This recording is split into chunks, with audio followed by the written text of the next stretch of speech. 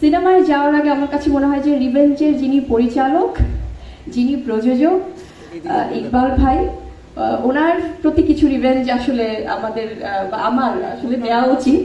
কারণ যিনি আমি বলবো যে আসলে বরাবরই বিভিন্ন ধরনের মন্তব্য করে, সেটা বেফাস হোক, ভিত্তিহীন হোক, নানা ধরনের কথা বলে উনি বরাবরই আলোচনায় থাকেন এবং উনি ওনার শিল্পীদেরকে নানানভাবে আসলে আক্রমণ করেন। তো সেখান থেকে এই রিভেঞ্জটাকে প্রথমে নেওয়া উচিত কিনা আগে আপনারা বলেন, এটা কি নেওয়া উচিত? সো সেখানে আমি বলবো যে রিভেঞ্জের ব্যাপারটা আসলে, কারণ আমাদের অভিভাবক হচ্ছেন প্রযোজক পরিচালকগণ, তাদের জন্যই আমরা শিল্পী হিসেবে তৈরি হই। তো সেখান থেকে আমাদের অনেক আসলে ভালোবাসা বা সেই স্নেহটা আমরা আশা করি।